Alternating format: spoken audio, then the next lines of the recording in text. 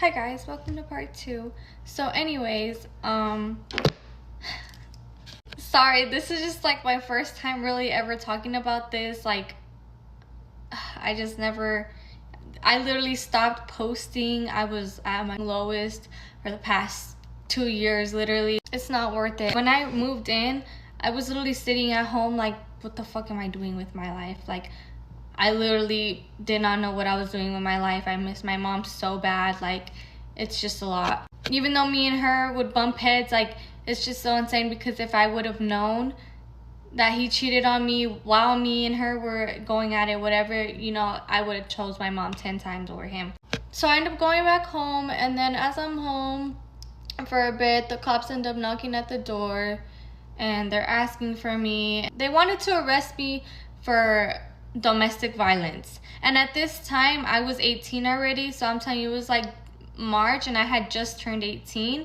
His birthday was in March and it was like the beginning of March. His birthday was literally coming up that month, so his mom called in the call as domestic violence on a minor. Anyways, there was some scratches on me, so they had seen that. I forgot to conceal the top of my eyebrows.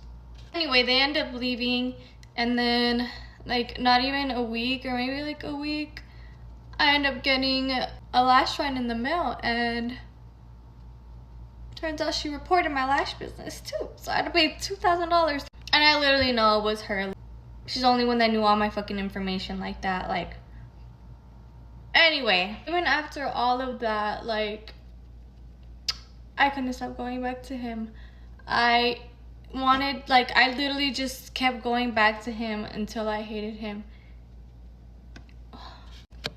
But the violence, like, it never stopped, you know, and I knew I was never gonna be happy with him again. Like, just the betrayal and everything, like, you know. So I ended up leaving him the fuck alone, but it took me time to heal, and that's why I'm finally speaking on this now, because a bitch was going through it.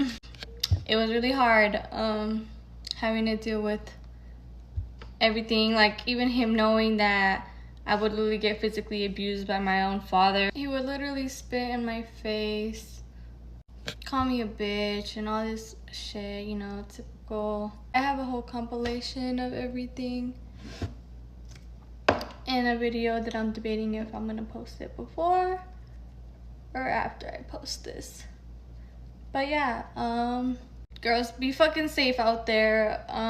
You can think you know somebody, but you really don't. So even with friendships, relationships, be careful, because you only got yourself at the end of the day. I'm just glad I was able to get through this. Something gave me the strength to hang in there, because I literally wanted to die. I don't know what I was thinking at 16, 17, thinking I had my whole life planned out with somebody, but just know if you're in that stage right now, get the fuck out of there. Like, get out, please. It's not worth it. First time he calls you a bitch, get out, because it only gets worse from there. It's crazy, because this was my first relationship. Before I even got in a relationship, I told myself, first time he calls me a bitch, I'm out. First time he cheats, I'm out. Well, I didn't know that you did. But, you know, we live and we learn. And living with him was literally fucking horrible. Like, I wouldn't eat. Their house was really, like, disgusting. There would be roaches in the kitchen, all throughout the house. Like, luckily he was kind of clean, so there wasn't really any in his room, but like all downstairs, like there was just roaches everywhere, and the stove would be full of fucking roaches. Like, it was literally horrible, but I stuck through it because I thought I loved him. I thought wrong since the beginning, but you know, and he wasn't even cute. Like, you can't even give the ugly ones a chance. Like, don't do it. Don't do it, because those could be the scariest ones inside and out. So anyway, I finally started going out with my friends after the fact, and he would still go crazy. Like, he would literally no caller ID me every second of the day. I'd be going out with my friends. I'd get home and his car was parked literally outside my house. Like, he would be waiting there every fucking time. One time he jumped the back of the fence and peeked through my best friend's window to see if we were there. One time leaving school, I had an Uber to the dentist and he followed the Uber to the dentist. So he just got stalkerish after I found out he had cheated and I finally was trying to leave him alone. And there's so much more I know I want to say and was gonna say, and probably be after this probably gonna be like, fuck, I forgot to say that. It's just so much shit that I should have not fucking went through. But I literally almost didn't graduate. Like, I literally had all F's. I was doing so horrible in school. I would barely go to school, or like, you know, we'd just fight and then I wouldn't go to school.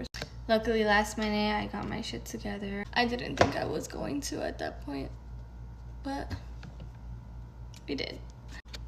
But anyway, I know this video is probably gonna somehow come across to him and his mom probably, and I just want to say this is my story and I'm finally coming out about it. I went through a lot of shit and I just hope that other girls don't go through what the fuck I went through, because I just think it's scary how there's like so much horrible people out there. You don't even realize they're horrible. Like, they just have this mask on, and you know, when you find out their true colors, it's like I sacrificed so much and I wish I can go back, but you know, I really lost myself and I'm finally finding myself again. It's just crazy the amount of shit that I went through and I'm still here. But yeah, I have a bunch of other story times. But yeah, guys, be safe out there. That's my story time, and I think that's it. I think. Alright, but bye, guys.